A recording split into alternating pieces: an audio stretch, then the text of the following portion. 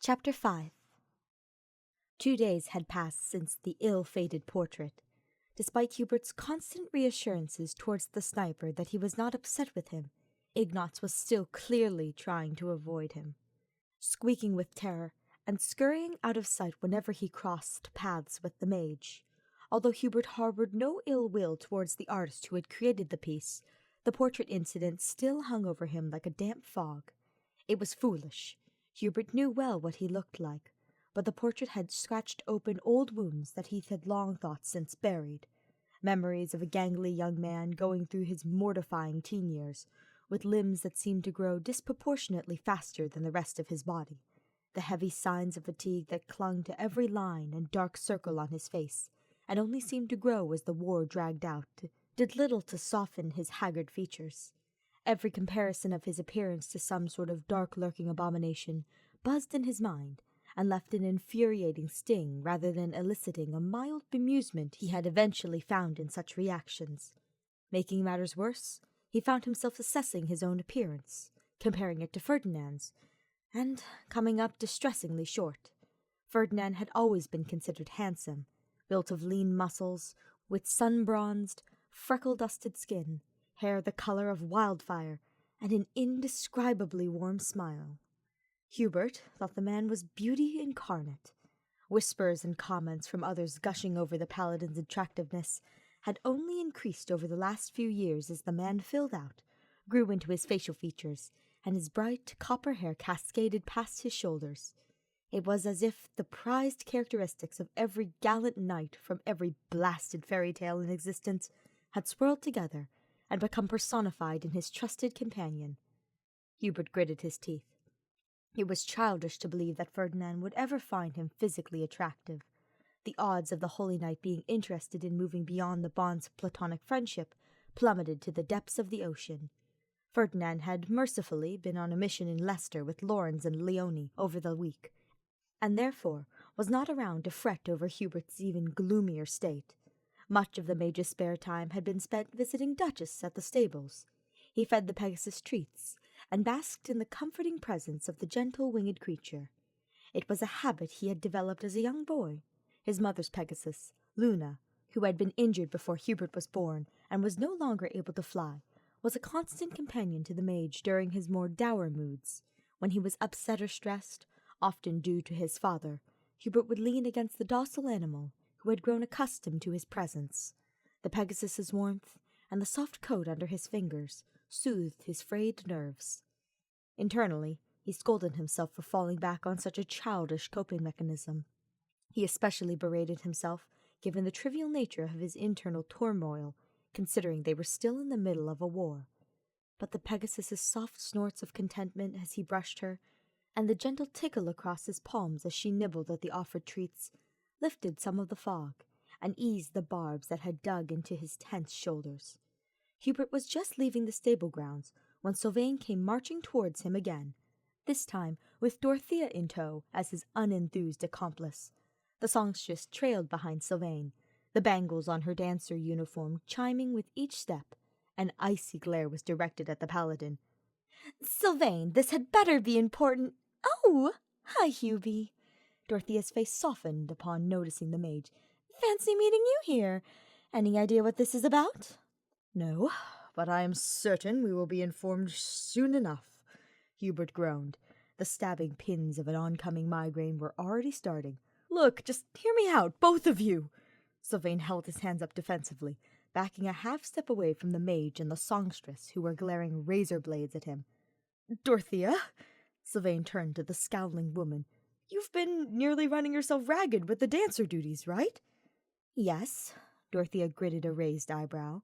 "That is why I'm training Marianne and Yuri to help me." "Well, what would you say to taking on a third apprentice?" Sylvain grinned. Both the paladin's and the songstress's eyes turned to Hubert. Blistering horror blazed through him. "Absolutely not," Hubert growled. He turned to Dorothea, his grimace softening. "I apologize, Dorothea. I do not think I am suited for this particular task. If you are finding yourself short-handed, I will gladly come up with a list of potential candidates who would be best suited to assist you." "It's all right, Hubie. I should be fine with the help I have." Dorothea's gaze turned to Sylvain. Her eyes sharpened knives once more. Okay, Sylvain, is there a reason why you're torturing poor Hubie with this suggestion? Oh, no reason. Sylvain's grin was all teeth. Other than a certain someone may find that class training helpful for boosting their self-image. And maybe, just maybe, use those fancy dancing moves to seduce a certain holy knight he has his eye on? Sylvain winked at Hubert. Mortification sat in Hubert's gut like a coiled, icy serpent. He screwed his eyes shut and took a deep breath. Sylvain, please tell me you have not cobbled together another inane plan for me to try and allure Ferdinand with my non-existent physical and sexual appeal. Sylvain and Dorothea both looked at each other and winced at the comment. See what I mean? Sylvain whispered loudly to the songstress. Wow, you weren't kidding, Sylvain. Dorothea's brow furrowed with worry. Flames, what are the two of you whispering about? Hubert groaned. The two exchanged another uneasy glance before turning to Hubert with sad frowns. Buddy, I hate to be the one to point this out, but your self-image is complete bogfire, said Sylvain, his face filled with genuine concern. Look, I know you're trying to uphold some reputation as some spooky shadow gremlin, and now it's messing with your head, but you're really not as bad-looking as you think you are. I mean, come on, you have that tall, dark, and striking thing going on, seen in opera antiheres that people go wild about. Plus, you've got that broody but secretly cares about everyone vibe. That's absolutely adorable. You're quite the catch. Sylvain elbowed him playfully in the ribs. With an angry hiss, Hubert squirmed away and bristled like an irate porcupine hiding behind its shield of sharp quills. I have no catch, as you so buffoonishly worded it. There is nothing adorable about my countenance, and I ask you to refrain from referring to myself in such a ridiculous manner. Hubert growled, his fists clenched, and his lips curled into a snarl. An accursed flicker of heat swept across his cheeks. "Aw, now he's embarrassed.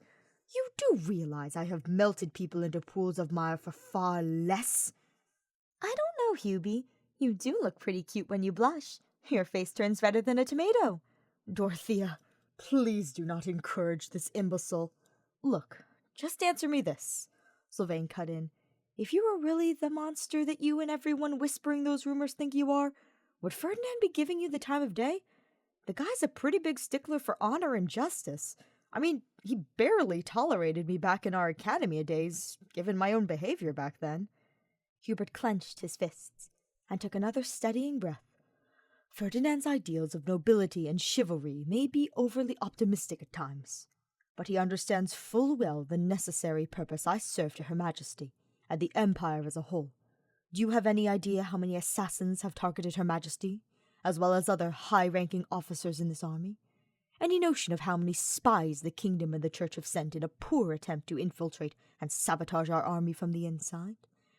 A kind demeanor does not snuff out and hunt down the rats that lurk in the shadows. Ferdinand might not agree with all my methods, but he respects the role I serve in this army. Those rumors of my ghastly nature exist because I am effective at my tasks, as unsavory as they may be at times." It was Sylvain's turn to sigh. The paladin pinched the bridge of his nose in an echo of the way Hubert would try, and often fail, and keep an oncoming migraine at bay. "That wasn't what I... Look, no one's doubting your effectiveness as the Imperial Spymaster. Trust me, you're a terrifying force to be reckoned to your enemies. You just seem pretty down lately.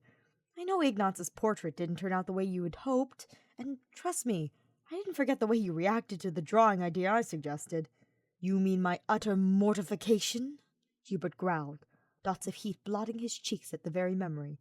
"Well, that, and the fact that you referred to yourself as a... I remember full well what I said," Hubert cut in, his face scorching red. Dorothea watched the two men with a quizzical look on her face.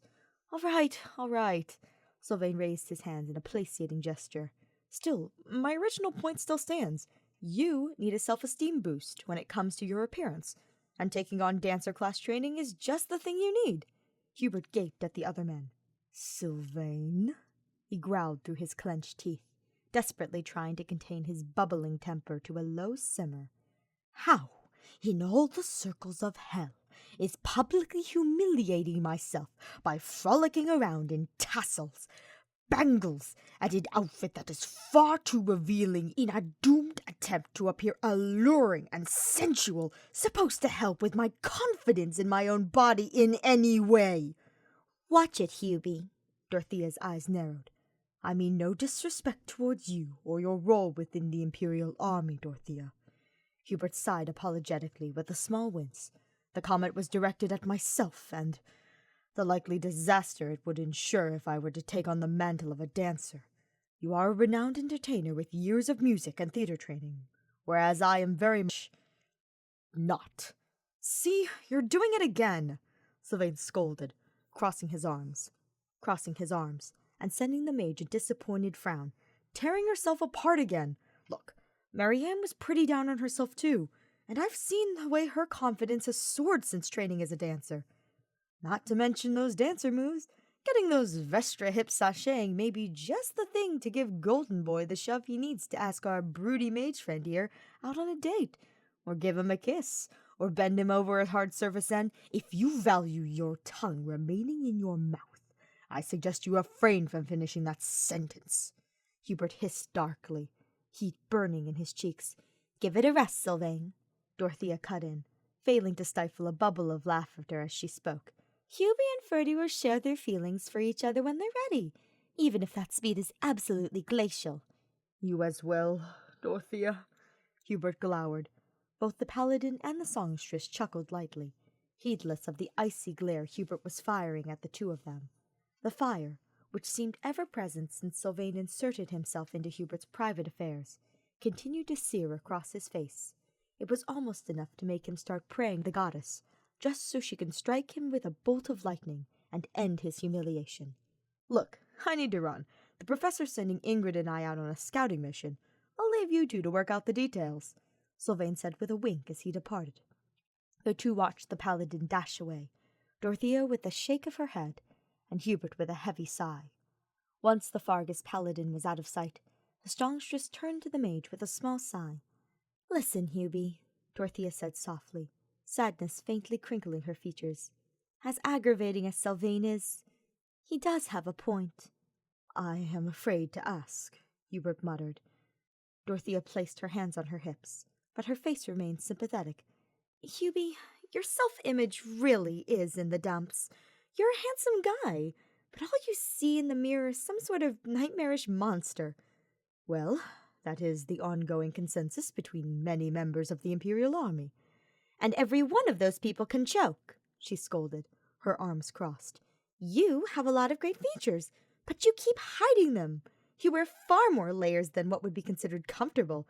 The hairstyle you had when we first started at the academy was more a curtain that blocked your face. And don't even get me started on those balloon pants. Dorothea's face softened. Have some confidence in your appearance. You have a lot of great features that many people would be jealous about. We just need to find a way to make them shine. Besides, we already know that the new haircut of yours has worked wonders for accentuating your face, she added with a wink. Yes, well, I suppose I have you to thank for talking me into that, Hubert responded with a small chuckle. It was a little over 2 years ago when the songstress had begun badgering him for weeks on end, insisting that she cut and style his hair in a more flattering manner. Eventually, he had caved to her request. He remembered fidgeting in the chair, wincing every time a sizable chunk of hair was clipped away, the shield of thick curls growing smaller with each snip of the songstress's scissors. Mercifully, she had left the long bangs covering his right eye intact, opting instead to shape the locks so they were less unruly. The end result had been surprisingly pleasant. The new haircut framed his face in a way that actually managed to flatter the harsh cut of his cheekbones and jaw, rather than attempting to hide them. He had been unable to keep the shock off his face when he first saw himself in the mirror. It had been the first time he had ever thought of himself as something that could almost be described as handsome. Since then, he had regularly gone to Dorothea to maintain the style. Look, I'm not asking you to go for full dancer certification, or run out onto the battlefield with bangles and tassels, but I really think the training could help you get more in tune with your own body and appreciate what it has to offer. We'll keep the lessons private. No one will even know you're doing them." Hubert pressed his lips into a thin line as he mulled over Dorothea's words. Objectively, the dancer class had many merits that would serve Hubert well on the battlefield. The quick, light-footed steps would meld well with the stealth tactics he employed during his covert missions.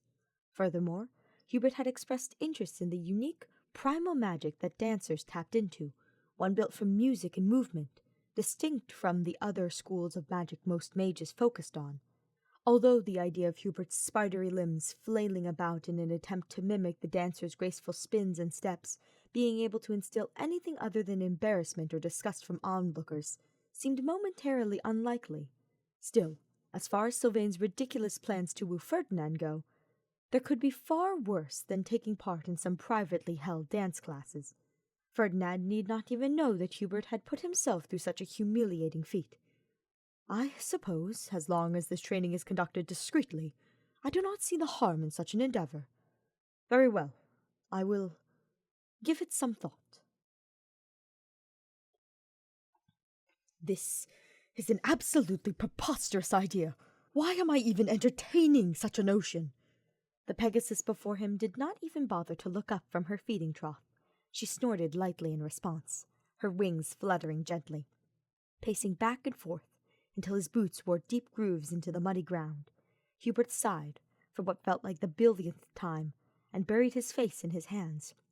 "Of course, if I do not go through with this embarrassment, Sylvain will only come up with another insufferable scheme that will likely result in further indignity to myself and a hopeless attempt for me to court Ferdinand's romantic interest. If that buffoon put half as much effort into his military work and studies as he does being a thorn in my side." The last comment trailed off and rang hollow. Truthfully, even with his meddling in Hubert's affairs, Sylvain managed to be both an exceptional general on the battlefield as well as a proficient student with any training he tackled. The Fargus Knight was frustratingly talented at multitasking. Sighing, he stopped his pacing and returned to Duchess's side. He ran a gentle hand over the Pegasus's glossy coat, the soft texture under his fingertips, easing some of the pins stabbing at his nerves. Hubert pulled another handful of oats out of his pocket and offered them to Duchess. The Pegasus greedily devoured the presented snacks, tail swishing and a soft snort of contentment. "I suppose I have already committed to attending Dorothea's lessons. It would be rude to waste what little spare time she has available." Hubert continued to pat Duchess, as the familiar sound of a set of lightly armored footsteps approached him. "So, Duchess imparting any words of wisdom?" Ingrid asking, stepping up beside Hubert. "A sympathetic ear, perhaps, though any sage advice she has to offer, I'm afraid she is keeping to herself," Hubert says with a wry smile, gently scratching around Duchess's ear. "Want me to find Marianne? She can likely tell you if Duchess has any opinions she wants to share," Ingrid smirked. "Though I'm pretty sure all her thoughts are centered around charming more snacks out of you." "Of that I have no doubt," Hubert chuckled, patting the Pegasus's neck, earning a soft, contented neigh from the creature in response. "Listen." Ingrid's voice turned serious, but a small smile was on her face. "I want to thank you for giving Sylvain a chance, for being a friend to him. I know he rubbed a lot of people the wrong way during our academy days, and a lot of that was his own fault. But he doesn't deserve a lot of the nasty rumors that float around him. He puts on a strong front for Felix and I, but I know the war with Fargus has been bothering him a lot more than he's letting on. I'm just glad he has someone else to talk to and watch out for him." Hubert's eyes widened at Ingrid's heartfelt words. Although he had come to appreciate the paladin as a valuable ally and respected the man's intelligence, Hubert had not given much thought to their bond beyond that of comrades who worked well together. Truthfully, when Sylvain was not badgering Hubert about his non-existent romantic life, his company was quite agreeable. His curiosity and his ideas about magic and its practical applications on the battlefield were enlightening. They shared similar views concerning the crest-based caste system and Fodlan's political climate, and the paladin spoke with a refreshing, exasperated bluntness that Hubert had come to appreciate. "I will admit, I have come to find Sylvain's company tolerable, perhaps more so if he would stop meddling with my private affairs. Well, if it's any consolation, I've known him since I was a toddler, and he's still a gigantic pest most of the time." Ingrid shook her head, chuckling lightly with a fond smile on her face. It's his way of showing that he cares, as annoying as it may be at times. Hubert chuckled and shook his head at the comment. The two continued to talk amiably for a time, before Ingrid had to depart for her duties, and the time to start his lessons with Dorothea drew painfully near. Waving farewell to Ingrid and giving Duchess one last pat, Hubert reluctantly made his way to the classroom for his first dancer lesson. Each step felt as if he were marching towards the gallows. His footfalls echoed impossibly loud. Every time someone looked in his direction, the irrational fear that somehow they knew of the humiliating lessons he was about to partake in clawed at him with sharp talons. The walk somehow felt both like it lasted for an eternity and ended far too soon. Taking a deep breath, he entered the classroom and greeted Dorothea. The chairs and tables had been pushed to the sides of the room, opening a sizable amount of free floor space in the middle. Normally, such movements would be practiced on the training grounds, but Dorothea had taken Hubert's need for discretion seriously and provided them with a suitable alternative. However, to Hubert's dismay, he also noticed several large, full-length mirrors had been set up around the room. Dorothea stood in the middle of the cleared floor, dressed in full dancer attire. She lit up when Hubert entered the room. "You're here," she smiled. "I wasn't sure you were actually going to show up. All right, so first thing, we need to get you measured for a uniform. Burns offered to help make it, but it'll take a few days to assemble, though we can still practice some of the basic movements while we're waiting." Hubert grimaced at Dorothea's words. He felt as if a bucket of freezing water had been dumped on him. "Measurements? For the uniform? Dorothea, I was under the impression I would only be learning some of the move sets for the class. Wearing the uniform hardly seems necessary, and using up Bernadetta's time, as well as the army's textiles, seems like a tremendous waste." "You don't need to go out in the battlefield wearing it, but the dancer's uniform is a vital component of the class," Dorothea explained in a firm voice. "The bangles and tassels aren't just there for decoration. The chiming sound from the bangles and the swaying movement of the tassels can help you keep track of your rhythm. You need that if you expect the revitalization magic to work.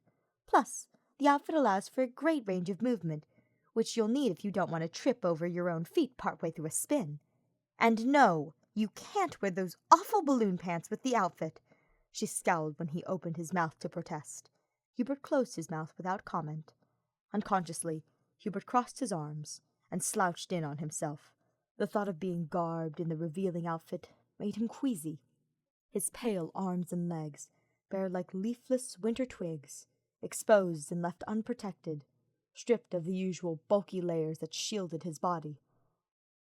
Not to mention the assortment of bangles, tassels, and sequins adorning the piece with the intention of drawing the eye of every surrounding onlooker. The magic-infused moveset of the dancer class was intended to inspire and revitalize their allies. Seeing Hubert's ghastly performance in the scantily garish outfit would certainly send soldiers running, but not for the reason the position intended. Dorothea sighed and watched him with a sad frown. "Look, if you're truly uncomfortable, I won't make you, but I think the uniform would look lovely on you, and the dance moves will be a lot easier to perform if you don't have 50 pounds of bulky fabric weighing you down." Regret clung to Hubert like tar. His eyes darted to the door. Agreeing to the lessons had been a mistake. That said, it was rude to waste Dorothea's time when her own list of duties nearly rivaled Hubert's in length. 2 weeks of lessons, and an outfit that no one else would ever set eyes on would surely do no harm. "I suppose, if I am to take part in these lessons, I best do them properly," Hubert sighed. "Very well, let us begin with the measurements." As directed, Hubert stood awkwardly in the middle of the classroom with his arms outstretched, as Dorothea took his measurements. She was quick with the measuring tape, only pausing to jot down information on the mage's size on a scrap of parchment. Once the measurements were completed, Dorothea led Hubert to the center of the room to learn the first steps of the dance routine. She ordered him to remove his coat and cape, as well as his boots and stockings. "You're not going to be able to move around smoothly, clunking around with all that extra gear," she had explained, hands on her hips, when he had tried to protest. "Also, I brought a spare dancer belt for you to use while we wait for your own uniform." She tossed him a garish piece of orange silk, fringed with gold tassels and sequins, and adorned diamond-shaped ornate charms that chimed lightly with each movement. He removed the noted articles of clothing and set them aside. Scowling, he then attached the dancer belt that was clearly 2 sizes too big, having to knot the blasted thing multiple times so that it would stay in place on his narrow hips. With the wardrobe adjustment made, Hubert joined Dorothea in the center of the room. The chill of the floor sunk into his bare heels and toes, making his perpetually cold feet feel even icier. Grimacing, he awaited her first set of instructions. The first thing to remember is that a dancer's body, mind, and spirit need to be in sync. The magic responds to music and movement. It's not going to answer to an incantation or tome, so whatever you've learned about magic in the past isn't going to help you much here. If you start overthinking things, you're going to lose connection. That means you will need to be 100% in tune with your body. Hubert bit back a scowl at the explanation. Out of the corner of his eye, he could see his own reflection glowering at him from 3 separate mirrors, specters that moved in mocking cadence to his own gestures. Most dancer moves build off of this first basic pattern. We'll make sure you have it down first before we try anything else. Let me show you. Dorothea demonstrated the first set of moves. The songstress's movements were so smooth, she appeared to float at times, almost ethereal. Confidence radiated off of every flourish of her arms. Her feet traced infinity loops on the floor, but never appeared at risk at becoming tangled. Her movements were slower and more delicate than what she would employ on the battlefield, granting Hubert ample time to study every step, but remained seamless nonetheless. She finished the routine with the final spin that returned her to her starting position. Dorothea beamed at the mage and stepped to the side of the cleared floor. "All right, Hubie, your turn. Let's see what you got." Hubert gulped and moved to the center of the room. Despite having watched Dorothea's movements closely and committing them to memory, everything about the routine melted into a hazy blur. Hubert grimaced and moved his feet and hands in what he hoped were a close approximation to the songstress's movements. In comparison to Dorothea's fluid grace, Hubert felt like a marionette puppeted by a drunkard. His arms were an uncoordinated flurry, and he stumbled at least twice while sidestepping. He cringed every time he caught his own reflection in the mirror, and saw what could only be described as a tarantula forced to perform a ballet recital. He winced, and looked at Dorothea as he finished his final turn. She nodded to him with a pensive look on her face, though she did not seem overly appalled by the performance she was forced to endure. "So, not bad for your first try. You did well memorizing the overall patterns, especially the footwork, but your movements are way too stiff. You've got to loosen up your hips, soften your knees, and relax your muscles. Don't try to force the movement. Just let it flow naturally as you shift your weight from one foot to the other, like this." Dorothea demonstrated the movement perfectly, with the fluidity of a ribbon caught in a soft breeze. Grimacing, Hubert attempted to mirror the movement. As expected, his bony hips thrust to the side in a jagged, staccato stabbing motion that was not the least bit appealing. "Dorothea, it's not working," Hubert sighed. "Don't be so hard on yourself. You've just started." Dorothea placed a hand on his shoulder and offered him a comforting smile. "I do not possess the figure to proficiently perform these techniques." Hubert cringed as he thought about how what was supposed to be the soft, alluring sway came out more as a fawn stumbling to cross a patch of ice, with knobbly pointed limbs scrabbling in every direction in a futile attempt to maintain balance. "Dancing is for all body types, Hubie," Dorothea scolded. "I don't want to hear you bad-mouthing your own appearance anymore. Now, let's try it again." Grumbling, Hubert moved to his spot in the center of the room and repeated the moveset. After several tries, he could finally feel some of the tension release from his hips. The arm movements became less disjointed, and he was no longer expending all of his mental energy trying to track his footwork movement. With one last spin, he returned to his starting position, finishing the infinity symbol his feet had been tracing in the ground. The performance was far from perfect, but it was within the bounds of acceptability. Dorothea nodded along approvingly with each attempt, her smile brightening. "See, Hubie, you've got this." Once Hubert had the initial move set sufficiently established, Dorothea began weaving the magical component of the dancer class's abilities. This is where the dancer attire becomes essential, though the belt will help a little. Watch the way the tassels move when you sway. The chiming sounds from the chimes with each step. They'll help you maintain the rhythm you need. Like before, Dorothea demonstrated the skill with flawless perfection. As instructed, Hubert focused on the movements and sounds of the dancer attire's adornments. It was easy enough to pick up the pattern of sounds and movement when studying Dorothea, but doubted transferring such knowledge to his own clumsy sways and steps would be an easy feat. Once she was finished, it was Hubert's turn once again. Dorothea used a tambourine to help set the rhythm. She tapped the instrument in timed intervals, the jingle of the metal zills ringing through the air. The movements were similar to the basics he had been practicing, a bit with some extra foot pivots, turns, and, to his dismay, more undulations involving his hips and some tilts of his pelvis. To his surprise, Hubert had adjusted to the rhythm of the dance, following the cues of Dorothea's tambourine, as well as the adornments on his borrowed belt, surprisingly quickly. The swing of the tassels had been remarkably useful for timing and balancing his movements. The jingle of the chimes provided him with a stable audio cue to keep him focused. It was then he felt the first sparks flow through him. The dancer's magic tingled across his skin, raising the fine hairs on his arm, tiny electrical flickers that danced across his nerves, so very different from the dark, elemental, and even faith magics he had utilized in the past. Something that felt ancient, that was somehow both delicately soft and unimaginably powerful. He could feel the energy pool within him, intensifying to the tempo of movements and sounds conducted and cast by his own body. With a final flourish, he released and directed the coiled energy at Dorothea in a shimmering, rose-colored wave of rejuvenating mana. A surprised bubble of laughter escaped his lips, and Hubert panted heavily and awaited Dorothea's critique. "That was great!" Dorothea clapped her hands together with joy. "See, I told you you'd be a natural at this." After practicing a couple more times, they ended the lesson for the day, with Hubert departing with a grateful bow towards Dorothea.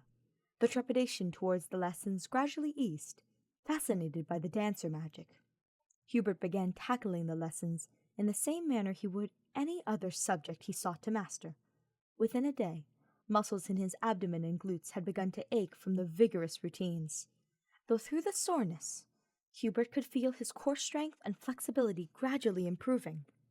The dance movements themselves were slowly becoming less atrocious, and Hubert no longer visibly cringed when he caught his own reflection dancing in one of the many mirrors. It was day 3 of the lessons. Hubert glided through the footwork with ease, the magic thrumming through his limbs in blissful sparks. Any movement that required exaggerated thrusts or sways of his hips, rear, or pelvis still made him die a little on the inside. But the movements themselves were gradually loosening their rigidity and flow more naturally. He finished his current routine with a small smile directed to Dorothea, which she returned. "Not bad, Hubie. Looks like there was a talented dancer buried in you after all." Her voice was teasing, but her smile was genuine. A small spark of warmth lit in Hubert's chest at the compliment. A whistle and a set of cheers sounded from the classroom doorway. Scalding horror sank into Hubert's chest and stomach, drowning out the tiny flicker of satisfaction that had warmed him. His face battled the urge to turn pale from fright or blaze red with embarrassment. He turned to see Sylvain, Ingrid, and Felix watching him from the doorway. "Looking good, Hubie!" Sylvain shouted with another whistle. Hubert clenched his fists, took a steadying breath, and glared at the 3 knights. "This is supposed to be a private lesson," he growled. He crossed his arms, hunched his shoulders, and curled in on himself in a fruitless attempt to hide from the knights. "Hey, I tried to stop them," Ingrid insisted, her hands raised defensively. Hubert gave her a withering look. "Sort of," she winced. Hubert nodded appraisingly at the mage, a small smile of approval on his face. "Not bad," said Felix with a slight nod, "though you'll want to make sure to get your arm back up to block oncoming attacks when spinning back to your original position. Otherwise, you're leaving your chest wide open for an enemy counterattack." "Felix, he's just learning some of the dance moves. He's not charging onto the battlefield with a sword," Dorothea sighed, And that kind of attitude is a good way to get yourself killed. Felix, Dorothea said with forced sweetness, since you're showing such an interest in dancing, how about you join me for a lesson sometime? Someone with your sword expertise would be a natural, and I know you have some hidden magic you keep pretending doesn't exist. The swordsmaster blanched, his eyes going wide as he began, not so subtly, retreating from the classroom. Don't be ridiculous, Felix huffed as he made a hasty escape. I'll make a dancer out of you yet, she called after him. At the doorway, Ingrid and Sylvain remained. Sylvain tilted his head, hummed pensively as he stared at the two dancers. By the way, that dancer magic seems a lot different than faith and reason magic. How are you channeling it? Does it only respond to dance and music? Is it anything like Brigid spirits Petra talks about? All right, let's go, doofus. Leave them be, Ingrid scolded, grabbing Sylvain by the arm and hauling him away from the classroom. But I have more questions! Sylvain's voice rang out as he was dragged down the hall. The dancer lessons proceeded in much the same manner over the next couple days. It took time, but eventually the movements became more fluid and natural, not much different than the subtle steps he would take when slipping from shadow to shadow. By the end of the 5th day, Hubert was actually beginning to enjoy the routine. The primal magic thumbed through his veins. The glimpses of himself he caught in the mirrors as he twirled pleasing him for once in his life. He would never grace a stage with his abilities, but he was satisfied with what he had managed to achieve. At the end of the week, the day the uniform was to arrive, Hubert approached the classroom with anticipation that was surprisingly not rooted entirely in dread. Although he had no delusions of the dancer uniform actually looking appealing on him, he was interested in exploring how much easier the dance moves would be to perform when wearing the correct attire, as well as their ability to better channel dancer magic. The tiny blooms of confidence that had flowered in his chest wilted and died the second he opened the door and saw the professor and Lady Edelgard inside speaking with Dorothea. All 3 women looked in his direction as he entered the room. The professor's face was impassive as usual, but Dorothea and Lady Edelgard watched him with apologetic frowns. "Your Majesty," Hubert addressed the Emperor with a bow, and joined her at her side. "Is something amiss? Have our scouts returned from the Fargus border?" "They have, and I'm afraid they bring troubling news." Lady Edelgard's frown deepened. "Dmitri has sent forces to the border in far greater numbers than we predicted. It appears they may be amassing a counter-invasion into our northern territories." Hubert muttered a curse at the news, clenching his fists. Much of the Imperial army was stretched thin, guarding 2 borders, plus holding Garrod Mach, had stretched their army far thinner than he would have liked. "What of our units stationed in Leicester? Will any of them be able to provide reinforcements?" "Ferdinand and several other paladins are already on their way, and will be joining us at the border," Lady Edelgard explained. A tiny flicker of warmth sparked in Hubert at the mention of Ferdinand joining. He quashed the sensation and kept his face carefully neutral. "Unfortunately, many of our soldiers are still tied up trying to quell the riots in Ordelia territory, including our auxiliary dancers. Which actually brings me to the reason why I'm here." Her brow furrowed in sympathy. It was at that point the presence of all 3 women, combined with the anxious looks Dorothea and Lady Edelgard were sending his way, sank in, and the meaning behind Her Majesty's words gained an unsettling clarity. Ice settled in the pit of his stomach. Hubert swallowed past the lump in his throat. "Your Majesty, you cannot possibly mean—" "Hubert." Lady Edelgard took his hand in hers. "I would not ask this of you if I had any other option, but we desperately need another dancer on the field to provide support to our forces. Dorothea has told me all about how much you've progressed in a short amount of time, and thinks you're the best person to help us." Hubert shot a glare at Dorothea, who winced and smiled nervously in response. He looked down at his hand joined with Lady Edelgard's. It was not a gesture she engaged in often, being nearly as physically reserved as Hubert, but the rare time she held his hand would normally fill him with warmth. Now his nerves were frozen with icy dread. There was absolutely no way he was entering the battlefield as a dancer. It had been humiliating enough when the 3 Fargus knights had spied on his clumsily performed routine. To think of all the eyes of the Imperial army staring at him as he flailed about like an uncoordinated stick bug, made his stomach curdle like soured milk. "Would I not be more useful in my usual capacity as a dark bishop?" Hubert suggested, coughing slightly to cover up the tremor in his voice.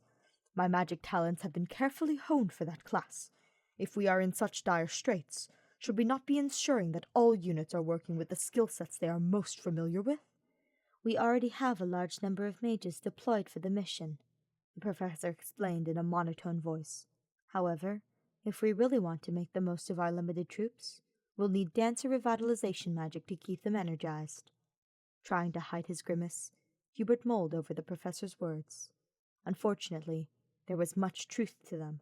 A strategically placed dancer could double, or perhaps even triple the combat output of their soldiers, something they would desperately need if the situation at the border was as grim as Lady Edelgard described. "What about Manuela?" Hubert suggested, tiny threads of desperation seeping into his voice. "She is trained in the dancer craft as well, is she not?"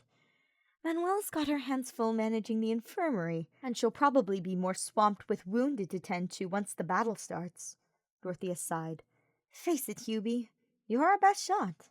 "I've only been training for less than a week," Hubert pointed out, his words wavering and uneven. "An untrained dancer would likely be more of a liability on the battlefield than an advantage." "You'll be stationed at the center with the bulk of the army. We'll make sure that you're well protected," said Lady Edelgard with an encouraging smile, gently squeezing his arm in a friendly manner. More soldiers meant more eyes to watch Hubert make a buffoon of himself. He clenched his fists, to stave away the shudder that threatened to crawl over his body. Lady Edelgard watched him carefully, her frown deepening. "Hubert, if you are truly uncomfortable with the idea, I won't make you. We can try and find someone else." "That won't be necessary, Your Majesty," Hubert hastily cut in. "As your loyal servant, I humbly accept this duty that has been bestowed upon me, and I will fulfill it to the utmost of my ability. I will not let you down." "Thank you, my friend." Lady Edelgard smiled with unmasked relief. She gave Hubert's hand another gentle squeeze. "Words cannot describe how grateful I am for your help." Hubert forced his face into a mask of cool confidence, while he screamed on the inside. "If that is all, I should depart at once, for there is much to prepare. If you'll excuse me." Hubert bowed one last time before departing from the classroom, cold sweat pouring down his face, and his chest filled with shards of ice. "Oh, Hubie, one more thing," Dorothea called after him. "Your dancer uniform's ready." It did not take long for the Imperial army to assemble on the Fargus border. Battalions of soldiers garbed in red and bearing the Empire's insignia marched in formation and readied their battle stations. Strategically lit torches wreathed the camped army in an eerie, amber glow that burned at the night sky. Hubert lingered towards the back of the supply carts, leaning against one of the wagons, and bundled in an oversized wool cloak that smothered the accursed uniform he had forced himself to wear. His narrowed eyes locked onto every soldier that passed by, ready to snap at anyone who looked in his direction for too long. He opened the cloak partially and looked down at his form, garbed in silks that felt far too delicate and far too revealing to be anywhere near a battlefield. His legs were a trembling pair of bleached sticks, the pallor of his exposed flesh blanched enough that it would likely serve as a signal beam should they run out of fire. They were just south of the Fargan border. The change in temperature should not have been so apparent already, yet cold air nipped at Hubert's bare legs like 1,000 tiny pins. Goosebumps rose on his bare flesh, and the fine, dark hairs on his arms and legs stood on end in the teeth-chattering chill. Hastily, he wove the cloak around himself once more, hiding his body. A rattled mixture of a groan and sigh heaved his chest. This was going to be a disaster. Whatever confidence he had gained when working with Dorothea in private had evaporated into wisps of steam. The spins, twirls, the elegant footwork, it all seemed impossible under the scrutinizing eyes of his comrades. The uniform itself was not distasteful. In fact, the fabric was dyed an appealing mix of black, trimmed with deep violet at the bottom of the skirts, with a crimson silk belt at the waist, and ribbons that looped around his arms. The tassels and bangles, although still eye-catching, were crafted of muted, stormy gray materials.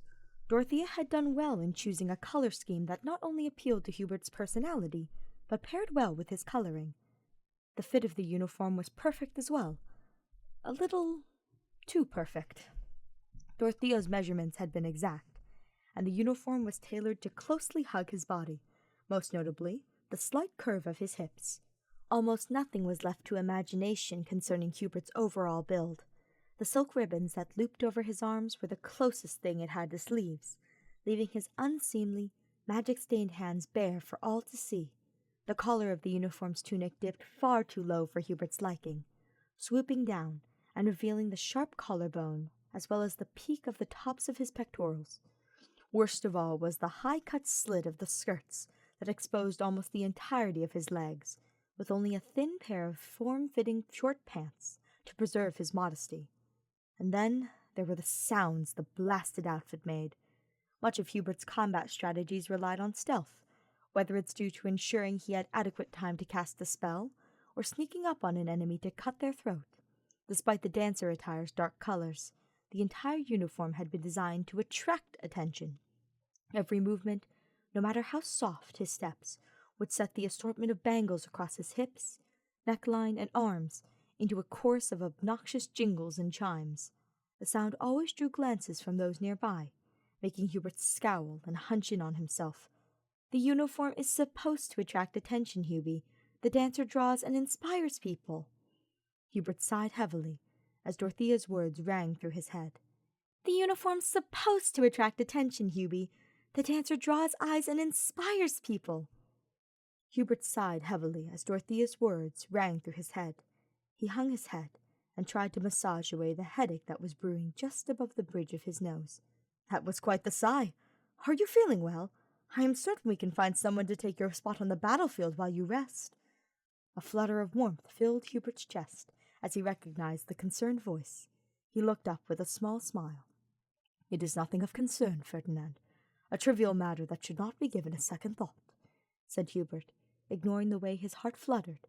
Ferdinand, as well as several other paladins, had just regrouped with the main army at the Fargus border. It was the first time Hubert had seen the other man since he had returned.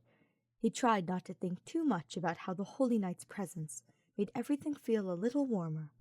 The frown on Ferdinand's face deepened. He moved to Hubert's side and leaned in against the cart as well. Some of the others mentioned that you appeared rather forlorn last week. Are you certain nothing is troubling you? It would seem Garrigmock's rumour mill is flowing as reliably as ever. Hubert bristled, burrowing deeper into his cloak. Merely a small, private matter that had been weighing on my mind, but it will be sorted shortly. Ferdinand hummed in response, but still looked unconvinced. Well, I will not force you to disclose what is on your mind if you do not wish to share, but please know that I am always here for you if you need me. Though, on a brighter note, a playful smirk lit Ferdinand's face.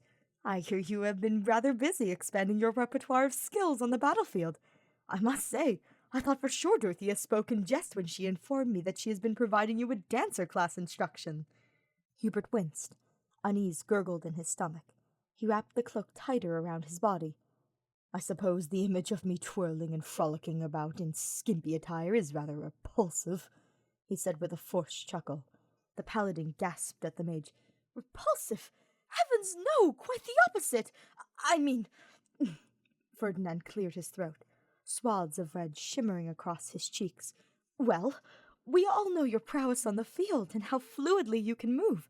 I would imagine learning the skills for that class would come quite naturally to you. A light blush heated Hubert's cheeks.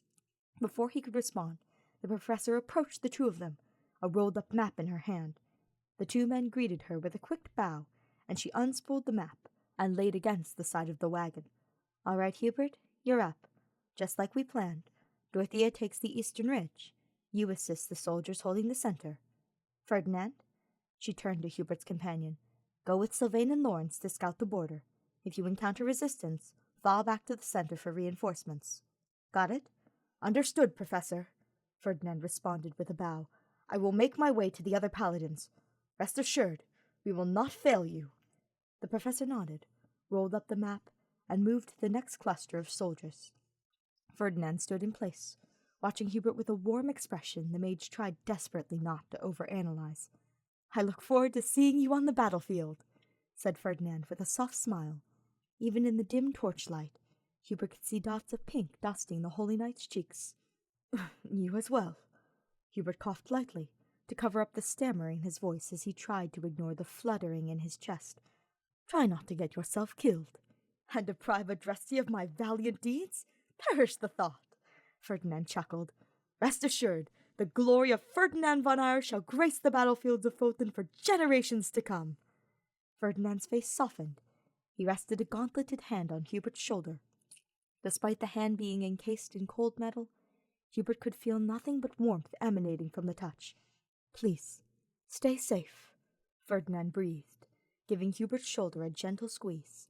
Unable to articulate anything past his constricted throat, he nodded and offered a shaky smirk to the paladin.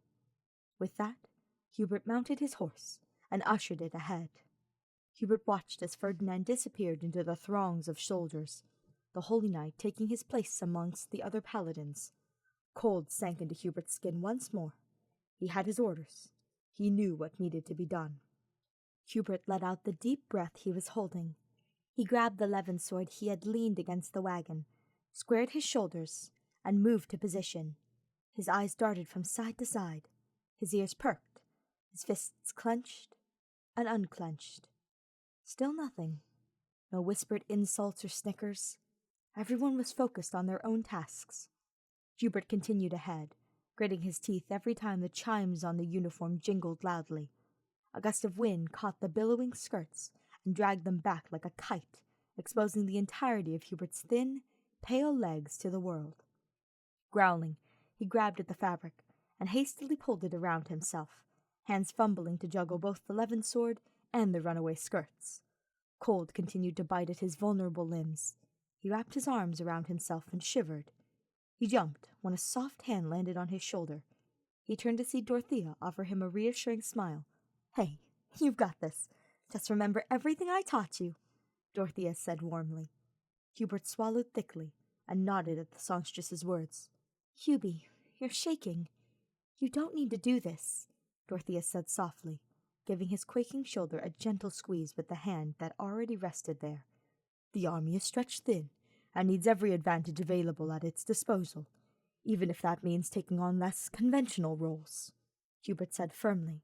Dorothea nodded with understanding. With one last gentle squeeze to his shoulder, she headed off with the other soldiers taking positions on the eastern ridge. Hubert took a deep breath and joined the central army. So far, no one had batted an eye at his uniform. A sliver of the tension he held in his shoulders and chest eased away. It did not take long for the first of the enemy attacks to arrive. The paladins that had been patrolling the border had returned to camp. Hubert's shoulders sagged with relief when he noticed Ferdinand among their number. Shortly, the first wave of kingdom soldiers pressed at the imperial defense line. Hubert kept his eyes peeled for allied soldiers who were losing stamina. Felix, who had snuck past the defensive blockade to thin out the kingdom numbers, was the first in need of his aid. Hubert quickly sprinted to the swordmaster's side and braced himself to begin the dance routine. The first couple of steps were a jumbled mess, the clang of blades clashing against one another, and the screeched battle cries from kingdom and imperial soldiers alike, the metallic scent of spilt blood. All of it drew his attention away from the movements he was attempting to perform. The dancer's attire felt too flimsy in the middle of the battlefield. Everything was too open, too exposed. Felix raised an eyebrow and watched him skeptically as Hubert struggled to coordinate himself. Pausing, Hubert closed his eyes and took a deep breath to center himself. He swayed his arms, listening for the chimes of the bangles, feeling the flow of the ribbons. He swished his hips gently. The familiar answer of the dancer's belt adornments rang in his ears. Follow those cues. Hubert slid through the steps of the dance routine. Dorothea had been right about the uniform. The extra chimes, spangles, and ribbons made it much easier to track his own rhythm. And, as much as Hubert despised how much of his body the uniform exposed, his limbs moved with greater freedom and natural ease within the billowing silks. A step to the side, followed by a spin. Another step to the side, spin again. His shoulders rolled like soft, ocean waves. His hips shimmied and dropped in cadence to the building rhythm. The battlefield, although still present, faded to the background. Hubert felt the primal dancer magic surge within him. With one final spin, he directed his energy to Felix. Immediately, the swordsmaster, who had been hunched over and panting with exhaustion, perked up. His breathing had returned to a steady pace. Felix nodded him curtly. "Thanks. Remember, sword up." Hubert waved him off as the swordsmaster dashed back into the fray. Hubert flitted from unit to unit, revitalizing allies with the dancer magic. It felt odd, being primarily in a supporting role rather than focusing on offensive attacks. Not that he was defenseless. Between dances, he was still able to fire off miasma and mire spells, using his levin sword to channel the magic. Several paces ahead, he spotted Ingrid and Duchess. The Falcon Knight was nearly doubled over, hands on her knees and gasping for air. Even Duchess appeared worn out. The Pegasus's wings drooped like wilted leaves. Hubert ran to them and began the dancer routine again. It did not take long for the dancer magic to jolt through him in electrifying tingles. Once he finished the final steps, he directed the wave of energizing mana at Ingrid and Duchess. Both the Falcon Knight and Pegasus immediately perked up, revitalized once more. "Thanks, Hubert. You're doing great." Ingrid beamed at him as she mounted her Pegasus and returned to battle. "Go, Hubie! Work those Vestra hips!" Sylvain shouted at him from across the field. He sent the mage-turned-dancer a whistle and a thumbs-up gesture from atop his warhorse. Hubert ducked his head and clenched his fists in response. "Ally or not, I will impale you with dock spikes if you speak of my hips again!" Hubert snarled back as the paladin took off. Moments later, an axe-wielding brigand tried to charge him in the middle of his dance. Hubert whirled and raised his sword with one hand, a small miasma spell brewing in the other. An arrow through the attacker's neck brought the brigand to a halt, the enemy soldier gurgling and clutching at his bleeding throat as he collapsed. Across the field, Ignatz waved to him, bow still in hand and panting heavily. "You okay, Hubert?" The bespectacled sniper called to him between gasps of air. Hubert nodded gratefully, then dashed to the archer's position. Noting how drained Ignatz looked, he quickly began the steps needed for the revitalization spell. The rejuvenated archer gave him a shy smile and a grateful nod before returning to battle as well. Hubert continued the same pattern of movements for the next few soldiers, the confidence he had gradually gained during his lessons with Dorothea slowly returning. At the base of the hill, he spotted a cluster of paladins who looked as if they were about to pass out. Many of them were hunched over, using their respective lances as a lean-to. Without a second thought, Hubert sprinted to their aid. He jumped into the dancer routine immediately. His body twisted and rocked to the beat of the chimes ringing through the air, the dancer magic answering to his movements near instantaneously. Hubert moved like a leaf caught in the wind, flowing with the movements rather than forcing them into place. Gone was the pointed limb embarrassment, who scuttled through the choreography like an inebriated crab. Arms moved like elegant serpents, following the gentle roll of the limbs from his shoulders to his wrists. Iridescent, rose-tinted shimmers poured through the air and bathed the paladins in rejuvenating light. Hubert's lips split with a smirk of satisfaction. Hubert pivoted back to his starting position. His eyes locked onto Ferdinand. The paladin's eyes were wide, tracking every one of Hubert's movements. The dance came to an abrupt halt, as did Hubert's heart and breathing. He gnawed at his bottom lip and fidgeted with the crimson ribbons that had become tangled around his arms during the interruption. He tried to meet the paladin's gaze, but quickly found his eyes darting away. The hard-won focus Hubert had fought so hard to achieve slithered through his grasp like melting ice. He could feel that dancer magic that had been pooling inside him seep through the cracks of his fractured concentration. Ferdinand stepped forward and offered him an encouraging smile. "Do not let me interrupt such a spectacular performance. I could use some of that revitalization magic myself. Besides, watching you on the battlefield is always a treat for the eyes." A deeper, huskier timbre had laced Ferdinand's last few words. Heat swarmed in Hubert's face, but warmth fluttered in his chest. He took a deep breath and returned to the dance steps. Sandaled feet began crossing one over the other as he carved another infinity symbol into the ground with his steps. Sparks danced along his skin, and the magic responded to him once more.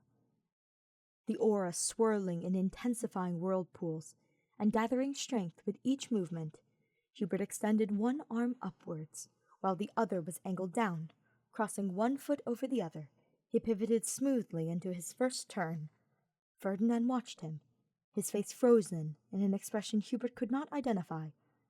There was warmth, perhaps even fondness, but also something heavier, a feature that Hubert had only ever captured brief glimpses of on the paladin's face, before his expression was promptly reschooled into one of propriety, a look that was precariously close to that of hunger.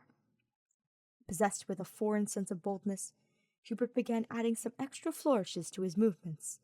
Tentatively, Hubert added some extra depth to the circles spun with his hip. He could hear Ferdinand's breath hitch, feel the paladin's eyes watching every undulation of the mage's torso. Hubert looked over his shoulder at Ferdinand, with a sultry smile and a flutter of his eyelashes. A part of Hubert screamed at him for his garish, vulgar behavior, but the thought was quashed under the weight of the dancer magic reaching a crescendo and pouring out to the paladin.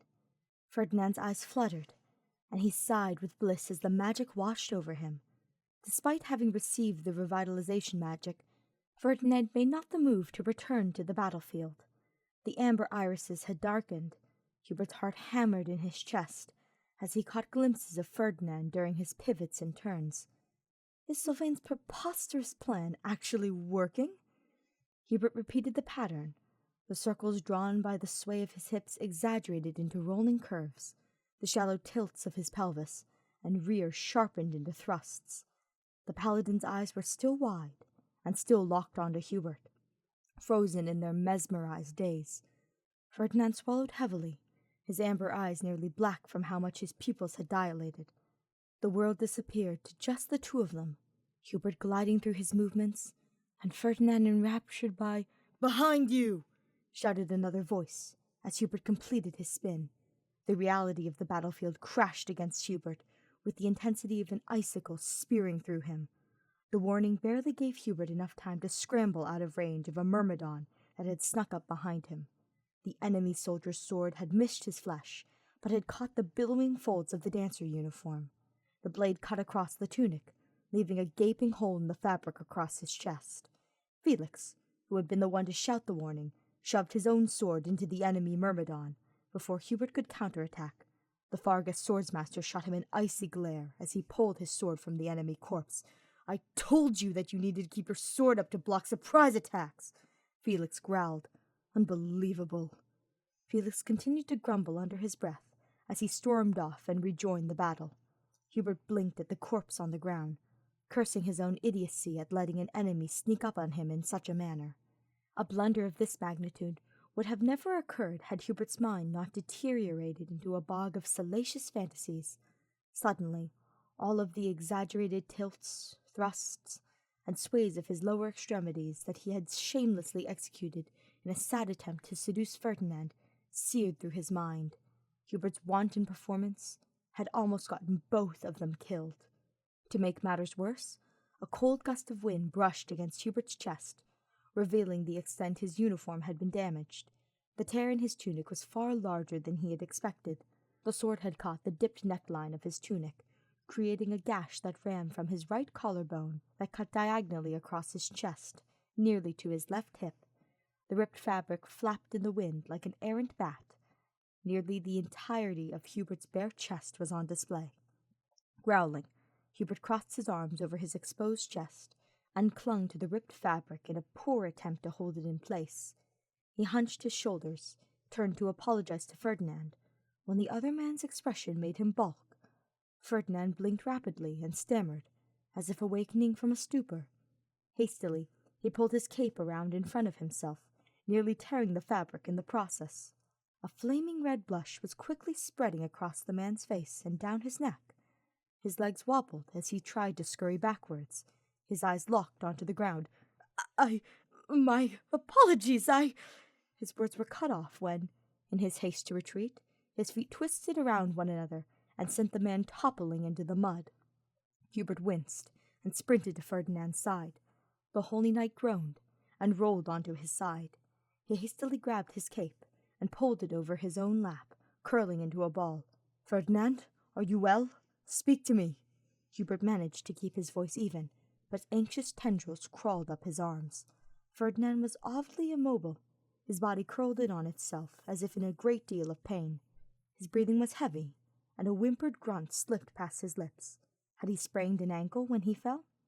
Even so, the paladin had received similar injuries in the past, and had never reacted in this manner. I am fine. Really, Hubert, fine," Ferdinand responded in a shrill, strangled voice. He looked over his shoulder and forced a grimacing smile, his entire face an inferno of scarlet. "If that is the case, let me take a look at your foot. You may have damaged a ligament or tendon in your ankle." Ferdinand only curled on himself more as Hubert tried to reach for him. Worry, anger, and annoyance collided in the mage's mind as the paladin continually swatted away Hubert's hands and stubbornly remained huddled in a small ball. Most of his torso was shielded by the man's own cape, held in place by an iron grip. A crowd of imperial soldiers had clustered around the two. Murmurs laced with worry and confusion whispered from person to person. "Hold on, let me take a look." Linhart's voice rang out. The healer shoved through the crowd of spectators, pushed his way past Hubert, and knelt beside Ferdinand. He raised his hands, a bright glow lighting his fingertips. "Linhart, I assure you, everything is fine," Ferdinand squeaked. "Would you quit squirming? You're making things most—" The look of concern on the healer's face immediately warped into exasperation. "Oh, for the love of—" Linhart grumbled, burying his face in his hands. "I am so dreadfully sorry!" Ferdinand wailed, his entire face seared in a blazing crimson. He wiggled on the ground like a trapped worm, attempting to scramble to his feet, whilst trying to conceal his lap with his own cape. The Holy Knight was held down by Linhart's firm hand on his shoulder. "Ugh, just sit before you twist the other ankle," the healer snapped. He shook his head and grumbled as healing light swam around his hands and began pulsing into Ferdinand's injured ankle. My deepest apologies. This is most inappropriate." "I said sit still and quit yelling." Realization of Ferdinand's affliction slammed into Hubert with the force of a rampaging bull. The mage's face seared like a blacksmith's smelter. His breathing hitched in staggering, disjointed gasps. His heart threatened to explode in his chest. Ferdinand's reaction? Surely it was not. But Hubert had seen the way Ferdinand had watched him as he danced, with an expression that he could now identify as desire, and how that expression later turned absolutely ravenous as Hubert's dance became more salacious. It was in Hubert's deepest, most vulgar dreams that he imagined Ferdinand looking at him in such a way. Swallowing thickly, Hubert backed away, nearly bumping into the crowd of people behind him. Sylvain clearly had also quickly realized why Ferdinand was curled up on the ground. He grinned and approached the semicircle of soldiers surrounding the healer and the fallen paladin. "Hey, why don't we all give Linhart and Ferdinand some space? Everybody back up," he chirped, shooing away the gathering of spectators. "Come on, people, let's go. Not you, Hubie.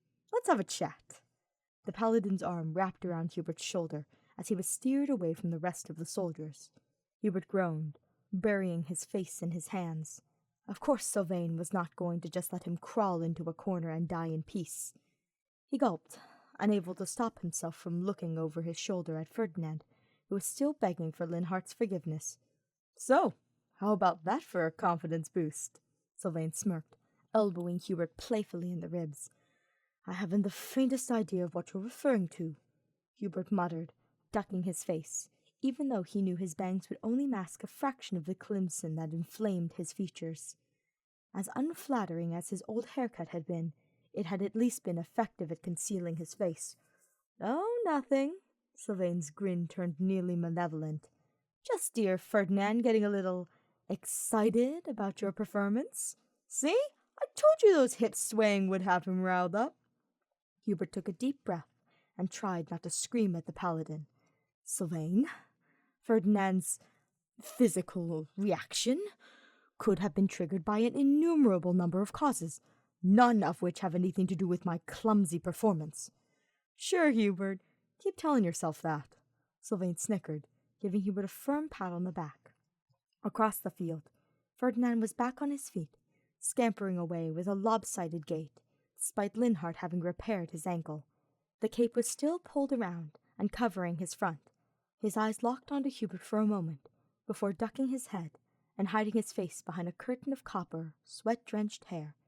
"Wait, what just happened? Why's Ferdinand walking all funny?" Caspar asked, having just arrived.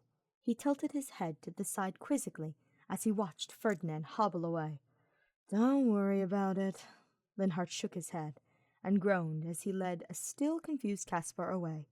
"So, looks like the dancer outfit and lessons were a success," said Sylvain in a voice that was far too smarmy. "Yes, having the subject of my romantic affections trip over his own feet and sent to the infirmary is a remarkable way of starting a relationship. Why, you should compose treaties offering your valuable courting experience." Hubert spat, crossing his arms and trying to keep the pieces of his ripped uniform held together. "Come on, don't be like that," Sylvain chuckled. "Hey, at least we answered the question of whether or not Ferdinand gets hot and bothered by your appearance. Maybe you can give him a little private dance once the two of you are finally together." "Have I not humiliated myself enough?" Hubert grumbled, burying his face. The reaction earned another laugh and a pat on the back from the Fargus paladin. "Anyways, it sounds like most of the Kingdom army's been driven back. I'm going to head back to the front lines and look for any stragglers." Sylvain paused as he walked away. "By the way, here." Sylvain unclasped his cloak and chucked it at Hubert with enough velocity to nearly topple the mage over. Hubert barely managed to catch the article of clothing that had clearly been aimed at his face. "For your modesty," Sylvain winked, unfazed by the mage's glare. "I figured you probably wouldn't want to return to camp with half of your outfit in pieces."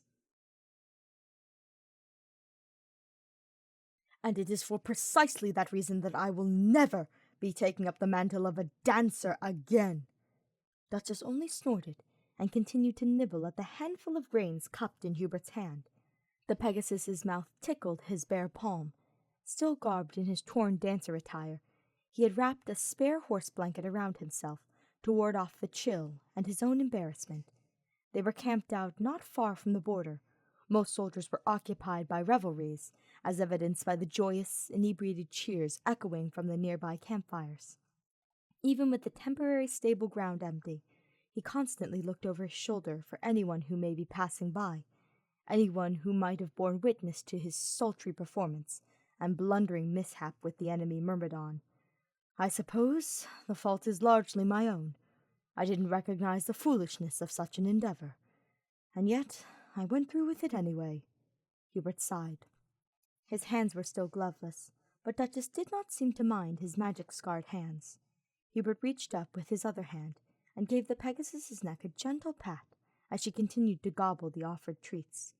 Giving Duchess one last gentle scratch around the ears, Hubert tugged the blanket around himself and began departing for his tent. He had barely reached the edge of the stable grounds when an excited voice called out to him, "Hubert, wait!" Hubert turned to see Ignatz sprinting towards him, a rolled-up piece of parchment held tightly in his hand. He came to a stop at Hubert's side. Panting, he held out the parchment to Hubert.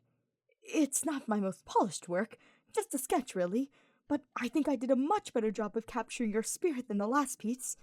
I think you'll like it." Hubert cringed. "Ignatz, I applaud your devotion to your craft, but there is no need to continue this futile task of shaping my dismal countenance into something palatable. I believe my appearance has done enough damage to Ferdinand for one night." The archer shook his head. His hand with the parchment remained stubbornly outstretched. "It's not for Ferdinand. It's for you." Hubert stared down at Ignatz, his arms crossed, and an eyebrow quirked. The sniper squirmed under the icy glare the mage was blasting him with, yet his shaking hand with the rolled parchment remained outstretched. Reluctantly, Hubert took hold of the offered page, but made no move to unroll it. "Please don't be mad, but I saw you with Ingrid's Pegasus, and, well, I think I finally caught a glimpse of how Ferdinand sees you with his eyes." With a slight grimace, Hubert unraveled the parchment.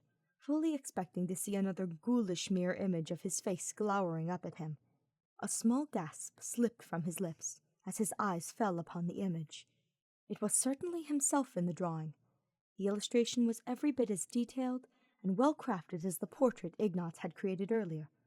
However, the subject of the drawing looked different.